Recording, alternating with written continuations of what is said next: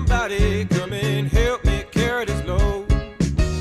I need a dollar, dollar, dollar, that's what I need. Hey, hey. Well, I need a dollar, dollar, dollar, that's what I need. Cut the check. It is Freedman Friday around here. This is where we focus on reparations. It's meant to be a comprehensive conversation to educate ourselves and each other, to focus on the momentum, something positive that continues to grow even under fascism and authoritarianism. And I am very pleased to welcome into the conversation a noted historian today.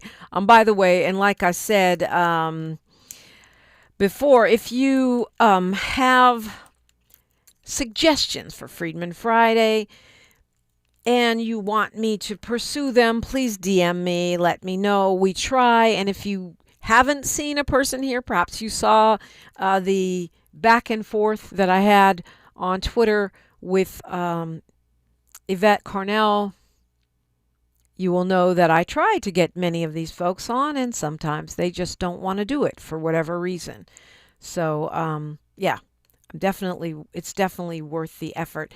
Very pleased to welcome in, though, an independent historian. She's a heritage conservation consultant and a third-generation Californian. She's really focused on historical memory, American history, the history of the African-American experience in Southern California during the 20th century. In particular, she has a book, Living the California Dream, African-American Leisure Sites During the Jim Crow Era. Dr. Alison Rose Jefferson, good morning. Good morning, Dominique. It's great to have you in. It's a crazy, scary day in America, but I love being able to focus on an area which seems to be almost an anomaly, a miracle of some sort, where we continue to see progress on restitution and reparations in the middle of this white nationalist authoritarian regime that we're currently experiencing.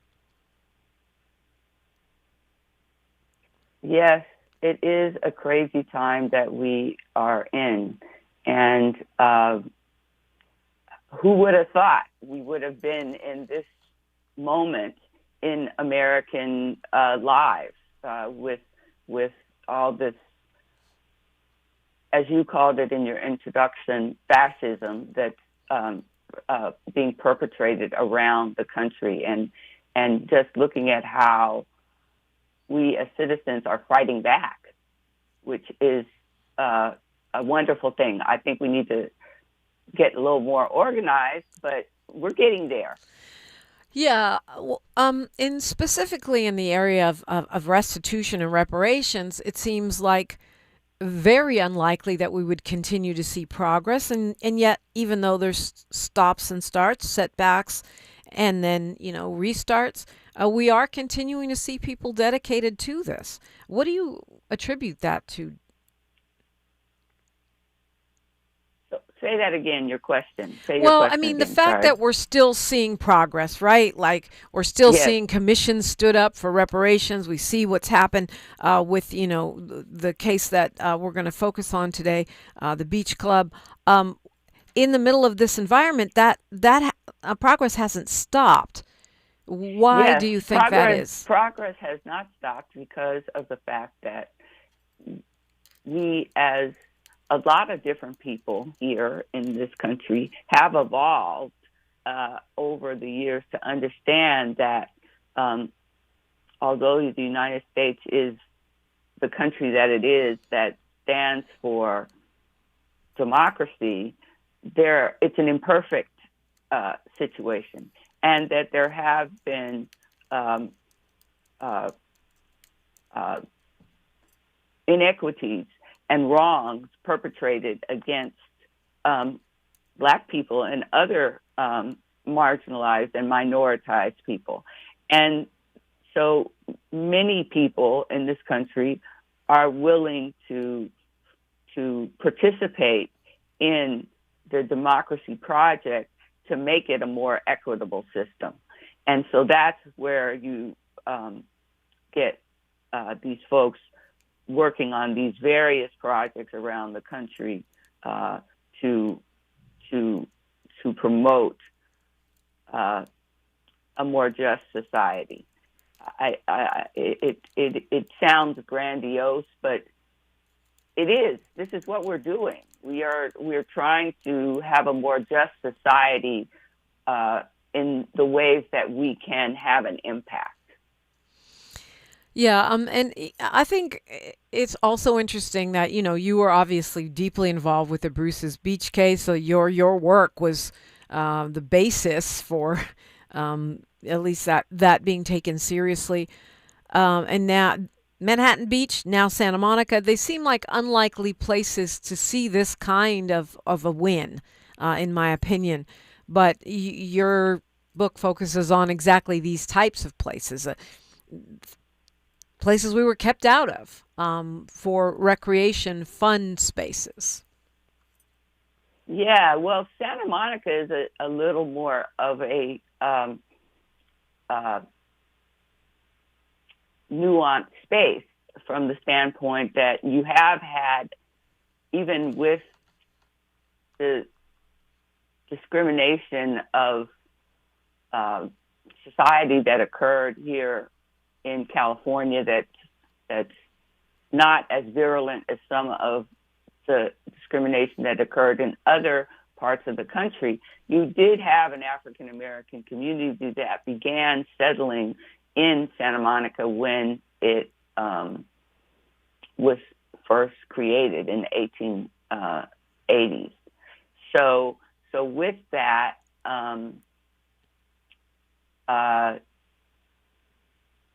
there is a long history of African Americans being there in Santa Monica, even with, some of the inequities.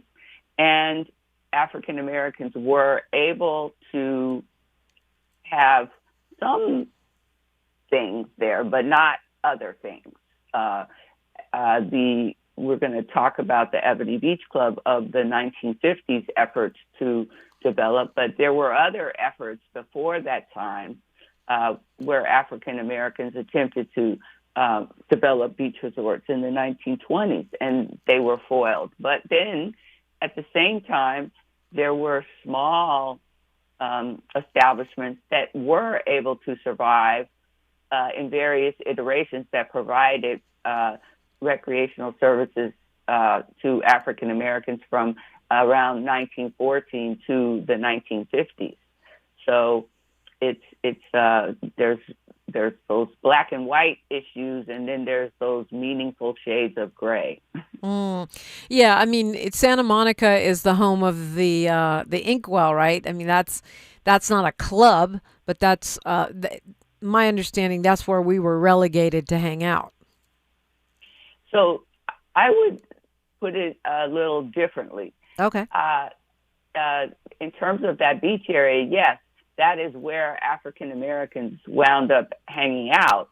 And it is in part because it was down the street from where the African American community early institutional center was, which is still there, which is it's not so much the grand institutional center, but it's still an institutional center of Black life, Phillips Chapel Christian Methodist Episcopal Church, and the neighborhoods where African Americans lived. And so they wound up down there on that particular beach, section of beach between Pico and Bicknell, more or less, because it was down the street from where they lived.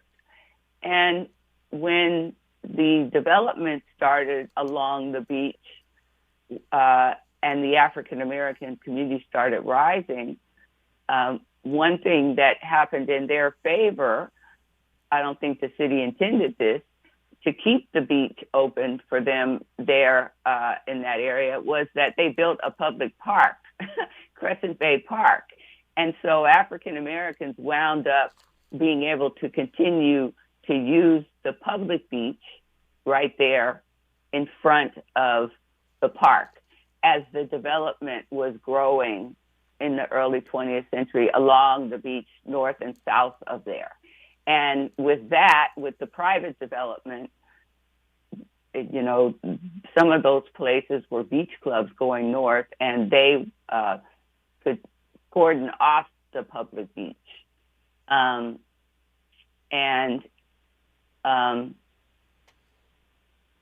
With cordoning off the public beach, say for like the beach clubs that came in, they could keep people off of the sand in front of their place because they had some sort of agreement with the city. And so with that, you know, African Americans refused to be pushed off the beach, and they used the beach there at the Bay Street area. So public beaches were public in California by this time.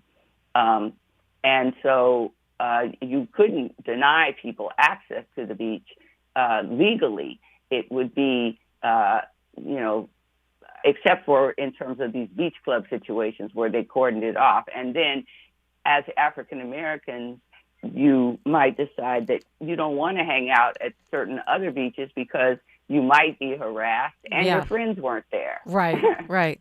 We're talking with Dr. Alison Rose Jefferson. When we come forward, we will hear the story of the Ebony Beach Club there in Santa Monica. And I just want to give you guys a little hint. On Monday, I'm going to have a big announcement about something modern day pertaining to our beaches. I'm pretty sure Dr. Alison Rose Jefferson knows what I'm referencing. You don't want to miss that. That's going to be in after a Mindful Monday in the 7 o'clock hour. But we're going to continue this Freedman Friday conversation when we come forward on KBLA Talk 1580. She's reclaiming her time on KBLA Talk 1580. More First Things First with Dominique DePrima when we come forward. Hey, KBLA delegation, you know what's better than laughing? Laughing while celebrating the legends who made us laugh in the first place. KBLA Talk 1580 is proud to present our annual Black History Month luncheon. And this year, we're honoring comedy greats, trailblazers who broke barriers, and funny bones at the same time. You had to grow up early when we was growing up because your parents were sent to the store to buy. You was too young to buy. I want you to go to the store, give me a fifth of gin and a pack of cigarettes. Mama, I'm 2, they ain't gonna let me have that. Here, take this note. You be a little boy walking down the street with liquor and cigarettes. And your neighbors be going, that's a good little boy right there. We need a little levity right about now. So we're rolling out the red carpet for comedy royalty. D.L. Hughley, Melanie Camacho, Earthquake, Lunel, Dion Cole, Martin Lawrence, and a surprise guest appearance. It's going up Thursday, February 26th in downtown LA at the Grammy Museum. An unforgettable afternoon of stories, celebration, and yes, plenty of laughs, because let's be real, these legends don't just tell jokes. They have changed the game, opened doors, and made history while making us smile. You gotta go to child support court. You gotta get there real early in the morning. You see brothers going into court. You see them come out 3 hours later. I can't pay this. Let me talk to you, baby. Please, let me talk to the witness, Your Honor. Let me talk to the witness. Brother be working for 3 weeks, get his check is $43.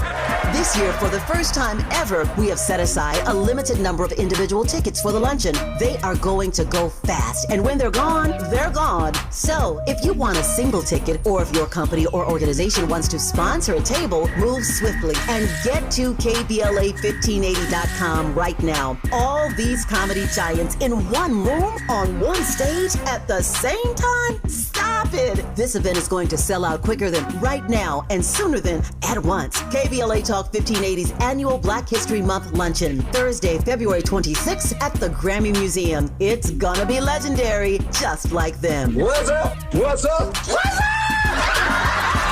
You got to laugh the pain away. Pizza's here. Oh, great. I'd love some, but I'm worried about my stomach issues. If you're worried about having diarrhea, gas, bloating, stomach pain, or loose, oily stools, it may not just be stomach issues. It could be a condition called exocrine pancreatic insufficiency, or EPI. With EPI, the pancreas doesn't release enough enzymes to break down food, but EPI is manageable. Use the symptom checker on identifyepi.com and talk to your doctor. That's identifyepi.com. Sponsored by AbbVie. At Charmin, we heard you shouldn't talk about going to the bathroom in public, so we decided to sing about it. Light a candle, pour some wine. Grab a roll, the soft kind for a little me time. Charmin Ultra Soft Smooth Tear. Wavy edges for my rear. So let the softness caress your soul. Just relax, you're on a roll. Let her rip. Charmin Ultra Soft Smooth Tear. Charmin Ultra Soft Smooth Tear has the same softness you love, now with wavy edges that tear better than the leading one-ply brand. Enjoy the go with Charmin. They call it progress, but progress has a price. Land once held in black hands, taken, stolen, erased. Acres paved into highways, fields burned. Homes replaced by parking lots and broken promises. Every deed lost was a dream deferred. We talk about millionaires, but what about the millionaires that never were? The farmers whose soil was seized. The families who watched their inheritance disappear. The wealth that never had a chance to grow because its roots were ripped from the ground. They took the land, but never the legacy, because the soil remembers, and so do we. Every story matters. Our mission is to collect, preserve, and amplify these stories. If this is part of your family's history, visit blacklandlost.org/share your story and help bring us closer to justice. The conversation continues right now with Dominique DePrima on First Things First. It does, and I'm glad you're here. I'm glad we are so blessed to have this mic as Georgia Fort and Don Lemon are arrested this morning, clearly sending a message, trying to chill journalists from speaking out, against oppression and against and in favor of knowing our history. I'm feeling very blessed to be on this mic this morning. Dr. Alison Rose Jefferson is my guest. So let's talk about the story, which I guess really is more restitution, but restitution is part of reparations. The story of the Ebony Beach Club. Yes. Well, I like the way that you phrased that, because I agree that the situation with the Ebony Beach Club is restitution to the family, and that is part of reparations. A lot of people don't make that distinction, but the family is what is receiving the monetary award, and it's a small slice of the black population, but but others of us can take solace in the fact that this did happen, and hopefully, in terms of this restitution effort, it will help to make for some other good things that happen to help to improve lives of all of us. It sets a precedent for sure, as most notably Bruce's Beach did, right? Yes. It is making a statement and saying that these particular entities, in terms of the Los Angeles County and the city of Santa Monica, are willing to offer some benefits to individual families. And I mean, in Manhattan Beach, even though the city of Manhattan Beach didn't offer financial restitution to the individual families who lost their property there, they did, in terms of the land where they did improve the marker that represents the story of Bruce's Beach, and they have been working on doing some sort of public art installation. They've had a competition with some artists. I don't think they've selected the artist to do the artwork. So all of that can have some psychological benefits for us as well, in terms of a restorative justice and commemorative justice activity that is in the landscape that people will continue to see. And so they're spending money on that. Yeah, I mean, right. So that's not even really over. I know some people took it as a loss that the family sold the land back to the county. I was surprised and initially disappointed, but I don't look at it as a loss because that family is much wealthier than they were. They got wealth that they never would have had, that they should have had. So I still look at that as a win. Yes, correct. And in terms of all the logistics to keeping the property and doing something with it, by the time they went through all the hurdles that they would have had to go through to be able to do anything with the property, they wouldn't have any more money. Yeah, exactly. And that would have to be their life work. So the story of the Ebony Beach Club starts in the 1950s, right, with Silas White. What happened? What did Mr. White do? Well, I mean, you could even argue it started earlier than that because Silas White had been in Santa Monica since the 19. Oh, I think they moved there in the 20s. Okay. And he had been working in a variety of different business ventures as he worked in the post office. And so by the 1940s, he had really evolved to be more aggressively involved in real estate. And he had several parcels in Santa Monica. He built a house for his family in Santa Monica. He was involved in business ventures in Los Angeles. And with that, he had the idea to do the Ebony Beach Club. And so in the mid 1950s, he partnered with another gentleman, a white gentleman, who had the land for the Elks Club and the building for the Elks Club, which had been vacant for quite a while. And he had a lease to own deal with him, and he started rehabbing the building. And the city, the city was aware of this because he had gotten permits and what have you. And they decided to condemn the land in 1958 because they wanted to use it as a parking lot to service the new expanding civic center building structure there. There was the civic auditorium across the street that was being built, the courthouse, and then, of course, you had the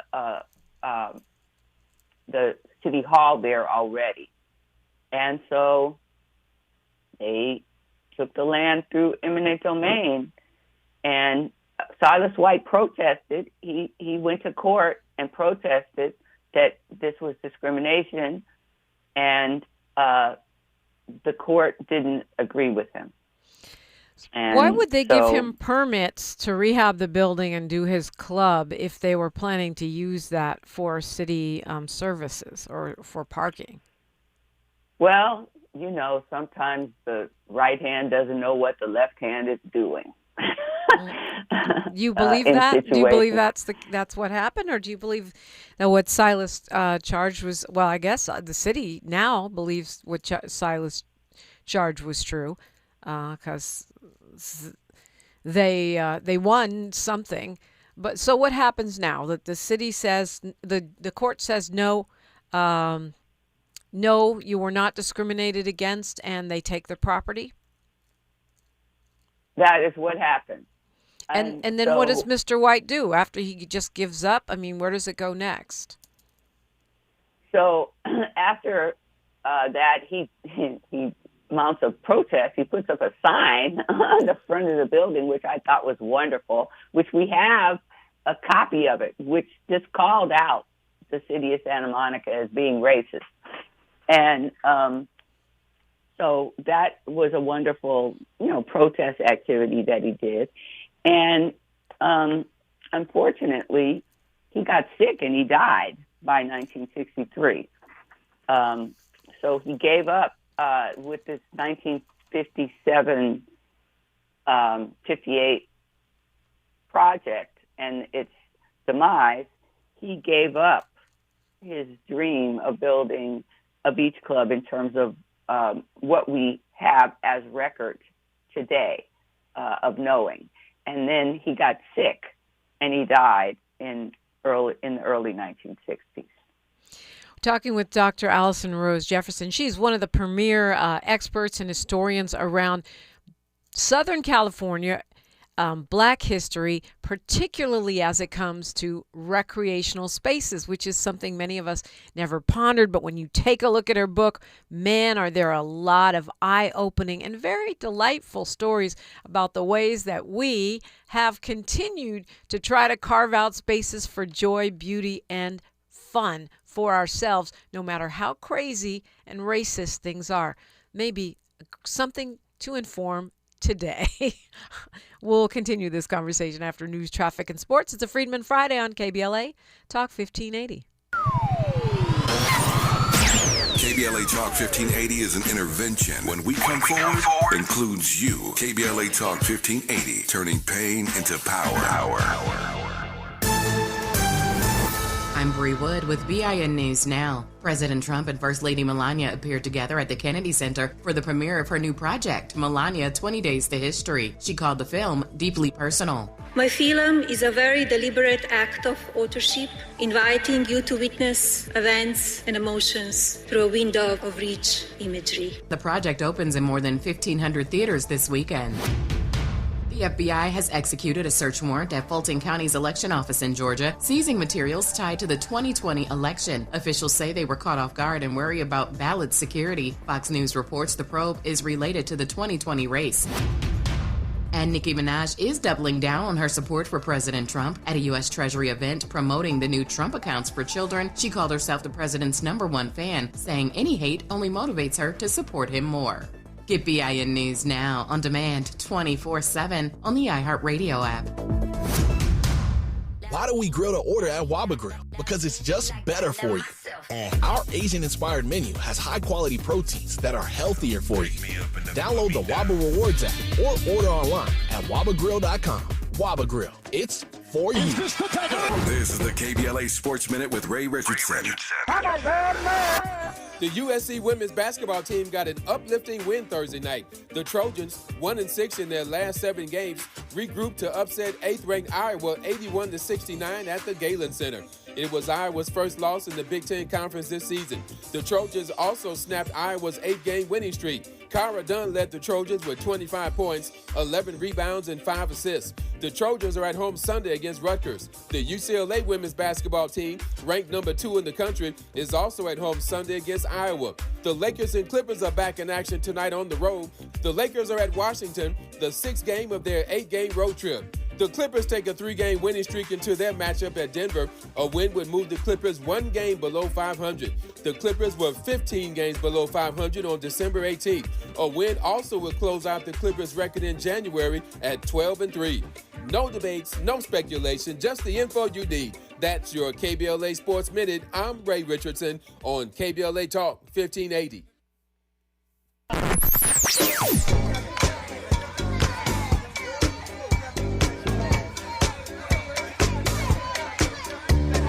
This is KBLA Talk 1580. Talk radio. That's music to your ears. We're unapologetically progressive. KBLA Talk 1580. February 4th is Transit Equity Day. To mark the occasion, Metro is offering free rides all day on the 4th. Providing safe, accessible, and affordable transportation is a commitment Metro makes year-round. Learn more at thesource.metro.net. USC Visions and Voices invites you to the LA premiere of Major, an exciting new dance theater performance exploring the legacy of Majorette dance. Directed by award-winning choreographer Ogemdi Ude, Major combines music and movement to explore what it means to be proudly Black and proudly femme. Join us on Wednesday, February 4th at USC's Bovard Auditorium. Reserve your free ticket now at visionsandvoices.usc.edu. That's visionsandvoices.usc.edu. Still battling a thirsty lawn that guzzles water and drains your wallet? Let LADWP turn that patch of grass into a gorgeous, drought-smart garden for free. We're talking a full California-friendly landscape makeover designed and installed by pros at no cost to you. That's right, LADWP does the work, you get the upgrade. Ready to transform your yard and save big? Visit ladwp.com/leap. That's ladwp.com/LEAP. KBLA Talk 1580, connecting you with the world. African Focus Incorporated is a community-based organization whose mission is to bring Africans and African Americans together, lead charitable initiatives on the motherland, and educate people from all walks of life on the beauty, legacy, and opportunity of Africa's 54 nations. And it's that time once again when African Focus is teaming up with KBLA Talk 1580 for our 8th annual African Focus Trailblazers Tour. Travel with us in 2026 when we're headed to the Southern African nations of Zambia and Botswana for a historical, cultural, and vacation tour led by me, Dominique DePrima, Cultural Ambassador for African Focus Incorporated. Enjoy luxurious accommodations, conscious fellow travelers, shopping, adventures, cultural tours, wildlife safaris, and a giant waterfall, one of the world's 7 wonders, along with a chance to be of service at an orphanage on the continent. Become an AFI trailblazer by exploring the motherland with a nonprofit organization that has members in Africa and America to help roll out the red carpet for you, and together we'll make a difference and have fun doing it. For more information, visit africanfocus.org or call 310-676-7300. That's 310-676-7300 or africanfocus.org. Whether it's stateside or exploring the diaspora, we're with you every step of the way. African Focus and KBLA Talk 1580. Come go with us. At KBLA Talk 1580, we do more than just talk. You got a big mouth. Hello, Joe, you're up. Welcome. We're unapologetically progressive, and we don't black down. Okay, Dr. Alison Rose Jefferson is my guest on this Freedman Friday. We were talking about the Ebony Beach Club. There's a bunch of questions in the YouTube comments, youtube.com, KBLA 1580. And Friday Jones says she went to one of the initial hearings in solidarity with the White family, Santa Monica, Addison City Hall after midnight. People have no idea what it takes to move an inch forward. And Friday Jones, thank you for all the work that you do to further reparations. I mean, this is a woman who, shows up. So we're talking about Silas White, works at the post office, saves his money and gets into real estate, builds his family a home, which we're talking, 50s, 40s and 50s Los Angeles. It's hard to do that now, right? But this man manages to do it. Gets the permits to start this beach club, starts making the improvements, and then the city snatches it from him using eminent domain. He challenges it in court, saying it's discrimination. Courts don't agree, and they take it from him. He puts up a sign, he does his protests, then he falls ill, and he dies in 1963. But the story doesn't end there. First of all, one of the questions is, this is from Cav Haynes, did he have any other partners on this? Were there other Black entrepreneurs that were involved in the effort? From what we understand, he had put out a call to have people join the club, and they were investing in terms of membership. There may have been some other partners, but at this time, we don't have that information. What we do know is that he was in partnership with Dorsey, who owned the property, a white guy. And so you could say that the folks that were buying memberships were investors. So then what happens? He passes away, and this quest doesn't disappear. How does it go? How does it go to the next generation? What's the story there? In terms of, I mean, the fight for the Ebony Beach Club. Oh, okay. Well, his daughter was encouraged by the activities that happened with Bruce's Beach and the family being compensated for their loss. And so she decided that she wanted to pursue getting compensation for her family's loss. Oh, wow. She doesn't live in Los Angeles. She lives in the Bay Area, and she wasn't living here when all of this was going on. She was living in the Bay Area at that time. She's an educator. She's in her 90s, too. I was going to say, she was living in the Bay, so she wasn't a little kid. She was actually grown when all of this happened. Yes. So that means that this has probably been family lore and a thorn in the family side, and the Bruce family story reactivates some kind of action here? Yeah, because his daughter, Connie White, decided that she wanted to see if she could get restitution. And so she did. She got her nieces involved, and they helped her, and they found, some people that were involved in this kind of activity, and they were able to make something happen in terms of the city of Santa Monica. And so the family ended up getting a payment. I think it was like $350,000, right? And but not just a payment, also recognition for Mr. White. Yes, I mean, he was recognized before this from the standpoint that I wrote about this situation in the project, the Belmar History and Art Project, which is right there at 4th and Pico, just a half block from where his establishment was. I have as this commemorative justice project that recognizes the African American experience in beach culture that was there in Santa Monica, and so he's recognized there. He's recognized in the context essay that was done for the project, and that was something that the city used as a basis for their exploration of the history. And the essay is online. It's called Reconstruction and Reclamation, the Erased African American Experience in Santa Monica's History.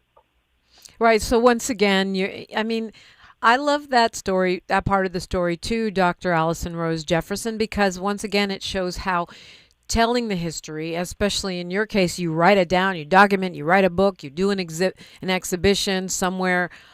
It does have an impact. I mean, that changes lives.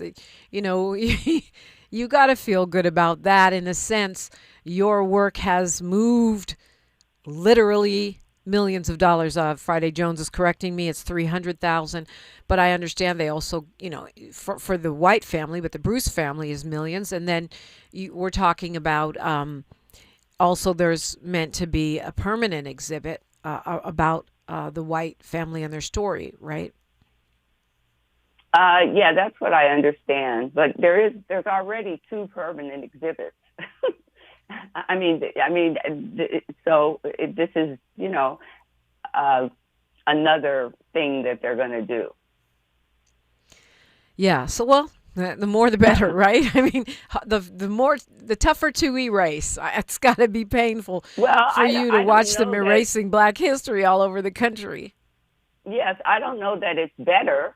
I think that the city could focus in on getting people to look at the Belmar.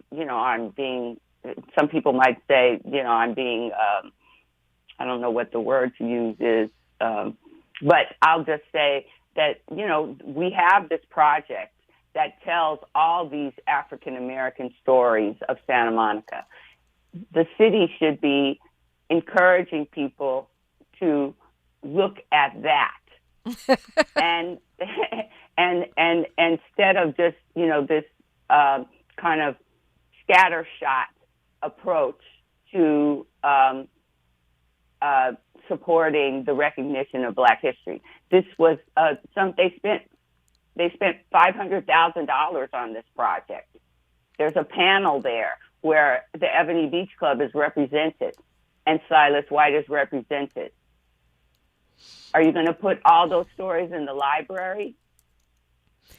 Oh, you think they're going to take down the permanent exhibition and move it to the? No, they're not going. Oh, you're just saying they won't do as thorough of. I got you.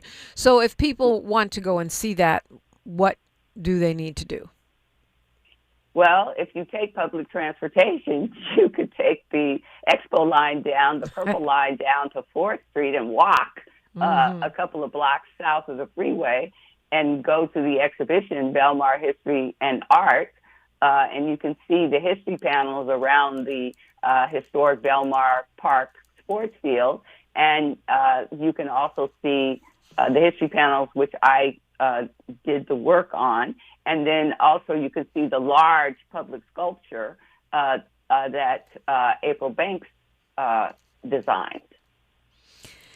And I think it would be a good thing to do. I'm hoping that they'll stay there forever, but we saw the removal of those plaques in Philadelphia by the federal government that were commemorating the history of enslaved persons there. Now the city is suing the feds, and we're seeing them putting back up Confederate statues and taking down Black history markers nationally.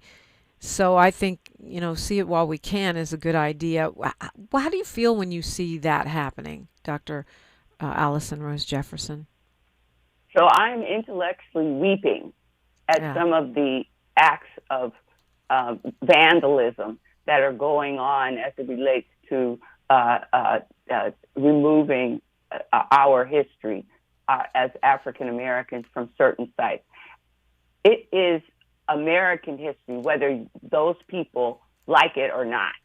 And this is a momentary thing. As you noted, the city of Philadelphia is suing the federal government now about taking those panels down. They had an agreement with the federal government about those panels. And you cannot erase Black people's history. Now, it's now, we have come too far. Let me just say that. We have come too far. It's a wake-up call to people to understand that you can't be complacent in your understanding of how things are in the better life that you might have today than you had at the early part of the 20th century.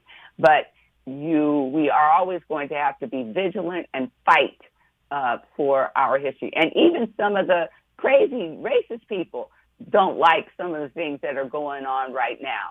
So I think that it's a unfortunate situation, but at some point all of this will be corrected. I have to be optimistic, and they can't stop people like me from writing the history and doing the research on the history. And there are so many people that are doing this work now that they'd be hard pressed to be able to go after all of them. Yeah. Friday Jones says, thank you, Dr. Alison Rose Jefferson. This is happening in the chat. And she says we need a field trip. That's a great idea. I love that. Sports Agent Diva says, morning, I've reached out to some of our Black Congress members about what the Trump administration is doing about slavery exhibits, and none of them have responded yet. Oh, but they will if more of us keep writing and we don't let up. We'll continue this very important conversation on a Freedman Friday when we come forward. Dr. Alison Rose Jefferson is my guest on KBLA Talk 1580. More of First Things First with Dominique DePrima when we come forward. Still battling a thirsty lawn that guzzles water and drains your wallet? Let LADWP turn that patch of grass into a gorgeous drought-smart garden for free. We're talking a full California-friendly landscape makeover designed and installed by pros at no cost to you. That's right, LADWP does the work, you get the upgrade. Ready to transform your yard and save big? Visit ladwp.com/leap. That's ladwp.com/LEAP.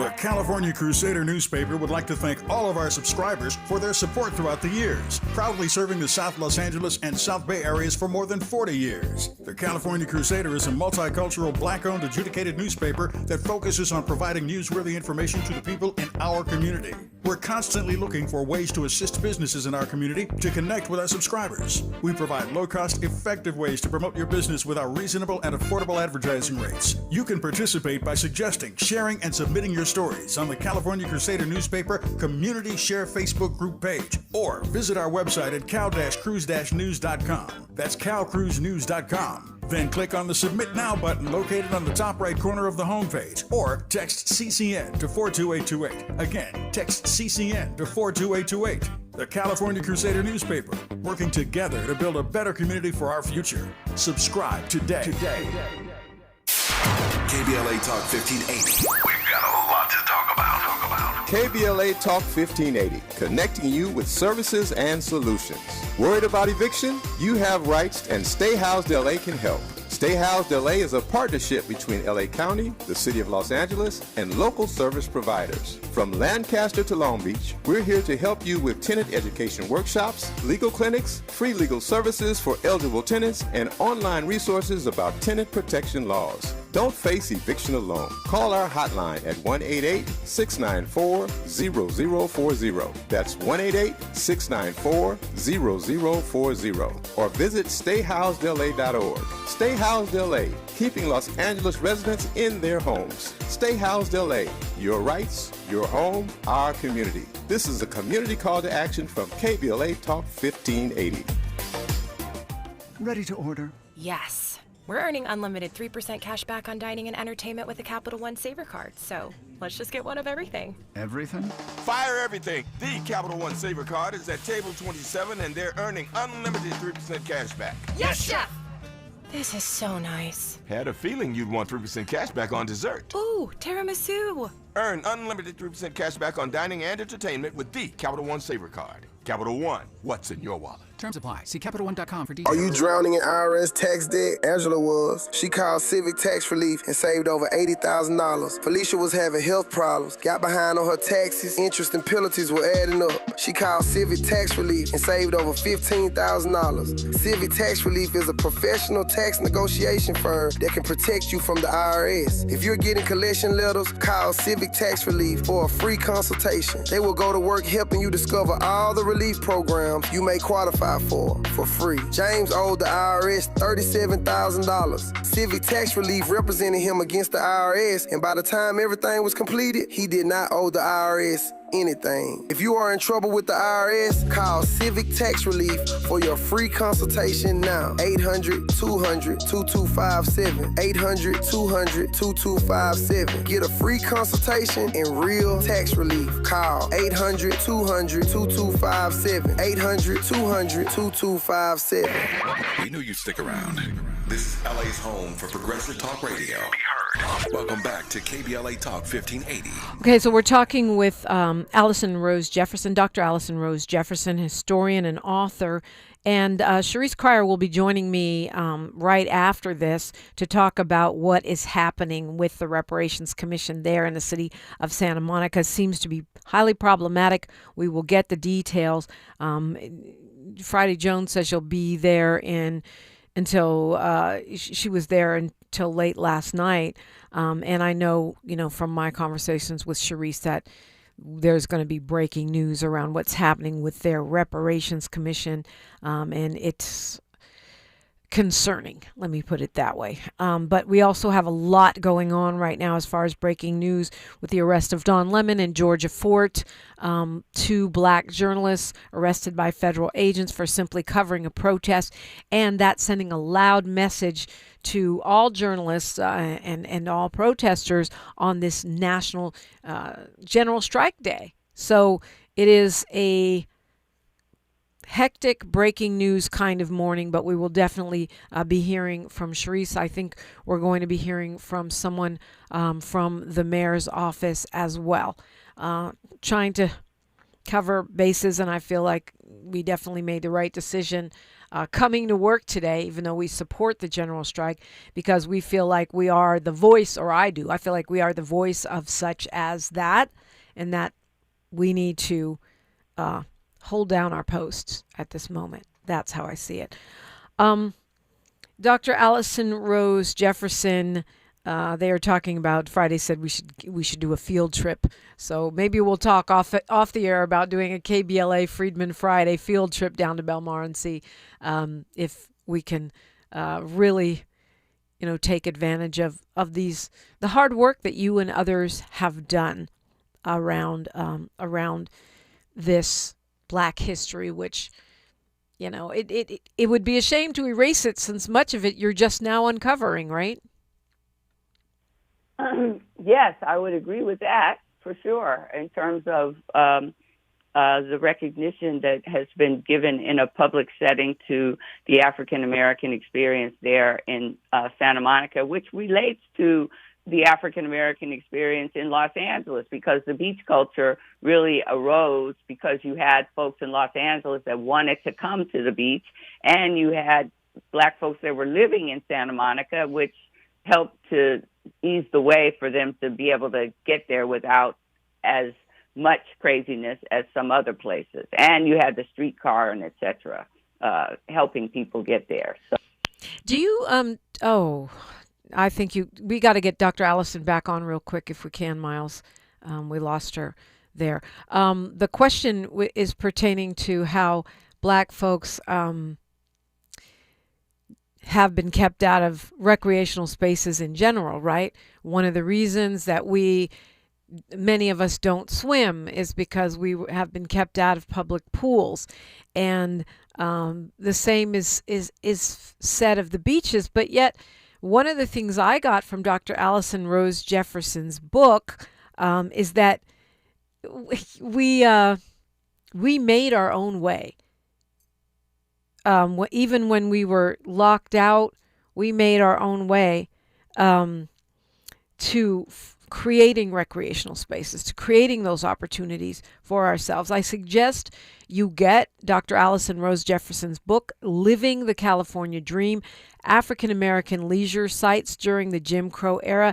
It is fascinating. And yes, you get angry because of the ways, that we were discriminated against and kept out of spaces, but also it's inspiring because of the way that we kept making room for ourselves. We never gave up. And to me, that's where what we can take away in this moment. What we can take away in this moment is exactly that we do not have to be stopped by people putting up a sign or saying no blacks or no Black people or trying to run us out of their cities or seizing our stuff by eminent domain. And that's one of the things I love about your book, Dr. Alison Rose Jefferson, is that spirit that we're not just fighting, for a lunch counter or a water fountain. We're fighting for space to have recreation and fun and joy. And we've been fighting for that. So I'm not sure whether you can hear me or not. Something's Yes. happening with the line. I do hear you. But the situation is that even though there were things that were perpetrated on us in terms of discrimination as Black people, we were not sitting around waiting for the Messiah to help us. We were involved in our own agency to get the things that we wanted in the best way that we could based on the circumstances of the particular time periods. And so in Santa Monica, because that's what we're talking about today, that's what Black folks did. They were able to, those that wanted to live down there and work down there, they found a place themselves. Those that wanted to come down there to visit and hang out at the beach, they did that as well. this is connected also in terms of the North Santa Monica Bay to the folks in Venice, because early on, Venice, the Venice community, which is part of Los Angeles, the early Black community there was more part of the Santa Monica Black community. So it was like another neighborhood. But, we as Black people have continued to fight for recognition of our humanity and to develop various kinds of public space places for ourselves. Yes. Tell folks how they can keep up with your work. I know you have AlisonRoseJefferson.com, Alison with one L. I know they can go there. What else should we be keeping track of you on? So I'm there at that website. You can find out, some of the events that I'm participating in. And as well, I am on the various social media platforms. I don't post that much, but I'm there. And it's simply under your name, Alison Rose Jefferson. Yes, ma'am. With one L, Dr. Alison Rose Jefferson, thank you so much for being with us this morning. And I really want to thank you for the work that you're doing. We can't underestimate the impact of an historian that helps people get restitution, which is part of reparations. Well, thank you so much for having me on the show today. And Dominique, thank you so much for your work as well. I liked what you said today about the fact that, even though this is a day of protest and strike, people like us have to continue to represent and talk about our struggles during this time of craziness that's going on in this country. Yeah, it's much appreciated. Okay, we got a lot coming up next, including Attorney Sharice Cryer. Stay with us, KBLA Talk 1580. KBLA 1580 Santa Monica. I'm Bree Wood with BIN News Now. President Trump and First Lady Melania appeared together at the Kennedy Center for the premiere of her new project, Melania 20 Days to History. She called the film deeply personal. My film is a very deliberate act of authorship.